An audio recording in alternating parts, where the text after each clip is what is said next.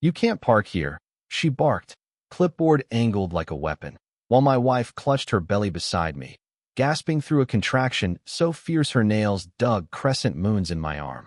Judith Marrow didn't even blink. Not when Alyssa cried out, not when I slid her out of the van, her weight sagging into me like a question I couldn't answer. Judith just pointed up at the faded red sign, as if it granted her the power of life and death. "Emergency lanes are for ambulances only," she said. "HOA regulations override non-critical transport."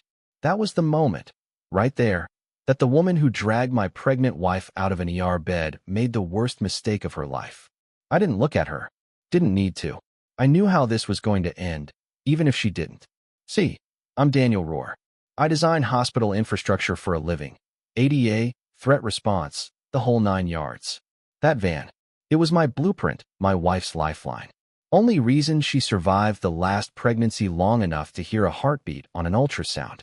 We lost our first child in the same HOA driveway, permit still clinging to the window like a memory that refused to peel off. It wasn't just about grief. It was a promise. Next time, I'd be ready. I built the van myself. Pressure cushions, air filtration, folding med ramp. It was more than transportation. It was breath, time, hope. And now, the HOA wanted to act like their bylaws mattered more than my wife's collapsing lungs. I didn't yell that day. Didn't argue. I laid Alyssa across the intake bed and made sure her monitors were on before I turned to Judith. "I filed the license modification 3 months ago. Your office never processed them." Her lips tightened. She didn't know I kept records. "I also noted your unauthorized use of security cameras to track my vehicle. $5,000 fine. ADA compliance channel." She took a step back, but didn't apologize. Whispered something to security, and next thing you know, 2 ER staff come in, move Alyssa to another room, call me the disturbance. Obi wasn't even in the room. As they wheeled her out, Judith smiled. That's when everything snapped into focus for me. It wasn't about rules, it was personal. They thought I'd fight this like a homeowner, but I was the guy who certified their fire safety zoning, who filed their variances for special use. And I was done being quiet. The next morning, the van was gone, towed while I slept. I learned from the hospital, not the HOA. Permit sticker ripped off, stuck to the pavement like a grave marker. That's when I knew what I was fighting for. They dragged my wife from a hospital bed. Now it was my turn. I checked the curb, nothing. Called the tow company. Yep, HOA ordered. Called the HOA office, straight to voicemail. I stood there, sun on my neck, arms slack, feeling like the whole neighborhood was built to erase anyone who didn't match the brochure. Then my phone buzzed. Hospital insurance flagged a transport discrepancy. Judith waited until we were both empty and swooped like a vulture. In the hedge, an orange violation envelope, not even left on my door, just shoved there. Unauthorized vehicle storage, visual obstruction, landscaping neglect. Even flagged the van's underglow, the fetal monitor power indicator, as a party trick. Repeat offenses, it said, may result in fines and board enforcement. I folded it, slid it in my pocket, hands shaking but not from fear. Alyssa was asleep when I came in, bruises from the monitor leads on her wrist. She didn't know about the van yet. I wasn't going to tell her until I had a fix. I opened the HOA portal. Meeting minutes, all vague, vehicle compliance, aesthetics, code enforcement review. But there, buried at the bottom, was a motion by Judith to streamline emergency towing, seconded by Reggie Lynn, 2 houses down. He'd helped me move a dresser once. Quiet guy, hands that didn't make fists. But he'd signed off on this.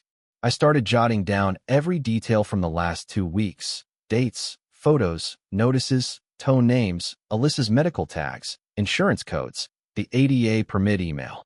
That's when the knock came. Reggie, rocking on his heels, holding something.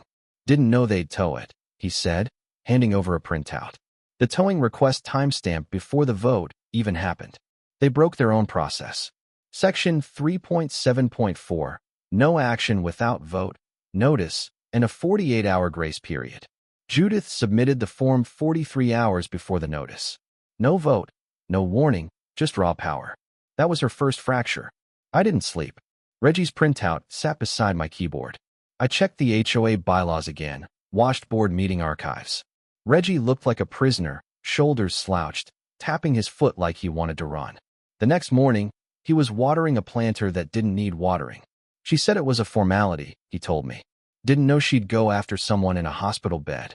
Then he handed me an HOA newsletter. Special meeting next week. Resolution banning all non-commercial vehicle modifications. Targeted at me. It even named medical hardware. She wants you gone, he said, not defending her anymore. That afternoon, I logged into the Department of Health portal, downloaded every ADA and emergency access regulation. I started building a packet, item by item. 3 days later, the first fine arrived, stacked with late fees, landscaping neglect, a clause about property lien, and board-sanctioned enforcement. I checked the HOA fine registry, my name flagged for escalation under security review. Judith's new favorite term. Next day, a landscaping contractor showed up. Work order from HOA. Need to quote a correction for your slope, he said. I let him. The more they touched, the deeper their paper trail grew. Judith thought I was cornered. She didn't know I read code like street signs, knew every loophole. Buried 2/3 down a federal compliance brief. Associations that impose penalties on individuals with medical accommodation needs without equivalent access or appeal may be subject to administrative review.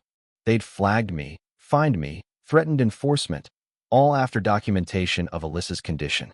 And Judith had acknowledged it by email. But I needed more. Searched county inspection portal.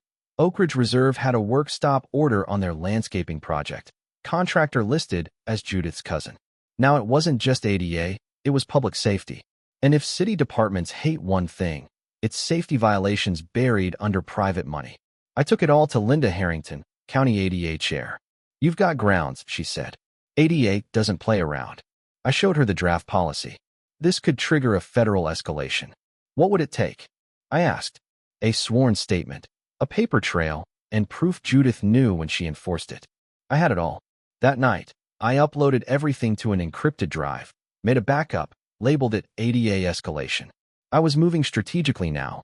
2 days before the vote, an anonymous letter. Withdraw your claims, or the next notice won't be paper. I showed Alyssa, but softened it. Nothing we can't handle. She was scared. I was angry. Judith wasn't stopping, and someone else was helping her. That was clear. I cross-referenced property maps. The uninspected slope was above the runoff basin. The terrain lines didn't match original plans. Unauthorized grading, a city-level violation. I called Linda. She was ready. I sent her everything, then submitted evidence to the county inspector.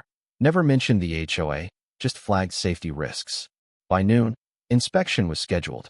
The night before the board meeting, Reggie showed up again, hands jammed in his pockets, eyes bloodshot. She's going to censure you tomorrow. Try to restrict your access. He handed me a flash drive, audio of Judith telling the board I was destabilizing the community. She's scared, Daniel. She knows something's coming. He gave me the original draft of the policy, plain language targeting ADA vehicles. She had me delete the drainage overlay, too. Reggie handed over invoices showing Judith's cousin was paid for unlicensed work. She thinks no one will care as long as she says it's to protect the neighborhood. She miscalculated, I said. You need one board member to oppose her motion tomorrow, he warned. I'm going to stand up and say I was wrong. I slept in fits, woke early, made 3 copies of everything, evidence packets, invoices, the drive. Sent one to Linda, one to ADA oversight, kept one for myself. At the meeting, the room buzzed with tension. Judith stood at the front, smile locked in place. At 8 o'clock, she pitched her policy to protect visual harmony. No mention of medical hardware now. She called for a second. Reggie didn't move. Then he said quietly, "No, I withdraw my support." The room froze. Reggie entered a formal statement. The draft with the discriminatory clause, vendor payments to Judith's cousin. Judith tried to pivot, but I stepped forward, told the board about the violations, invoices, the inspection hold. These documents are already with the agencies that are watching, I said. Judith stood there, mouth trembling, grip white on the podium. The board secretary opened Reggie's folder, saw the ADA clause. Her eyes went wide. The neighbors started whispering. Wait, they tried to ban medical equipment. No one seconded Judith's motion. Reggie moved to suspend the vote pending legal review. Another board member seconded. Judith slammed her hand down, tried to warn them. The board secretary cut in. Motion to suspend is accepted. It was over. By noon, Linda replied. ADA board flagged the policy, forwarded it for review. City inspectors called, confirmed violations, scheduled a site walk. That evening, I pulled the van's permit folder, Alyssa's accommodation letter, ADA forms, original HOA approval. Photo of Alyssa in the van, laughing, hand over her stomach. Our tiny ambulance. Now it was gone, not because it broke, but because it didn't fit their harmony. Inspection day, the city team found unlicensed work, improper grading, violations stacked up. The report arrived, sent to both me and the board, listing everything. That night, at the emergency board session, Judith didn't show. Her statement was read by someone else. The board voted to suspend all fines pending legal review. My citation was frozen. Reggie moved for a full community audit, vendor contracts, conflicts of interest. No objections. When I got home, Alyssa was on the couch, reading the inspection letter. Is it real? She asked. They froze everything, I said. She smiled, tired but at peace. What about the van? They're reviewing the removal.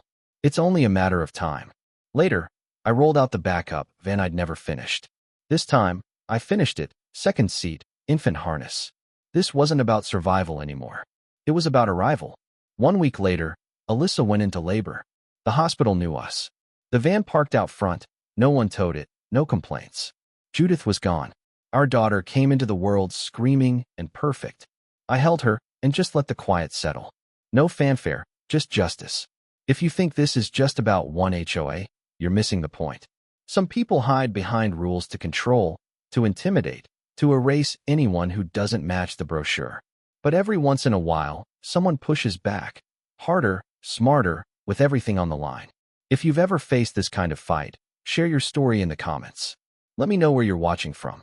Because sometimes justice doesn't look like a gavel or a parade. It looks like a father rebuilding a van in his driveway, a mother breathing easier, a neighbor finally standing up and saying, enough. And sometimes, that's the only win that matters.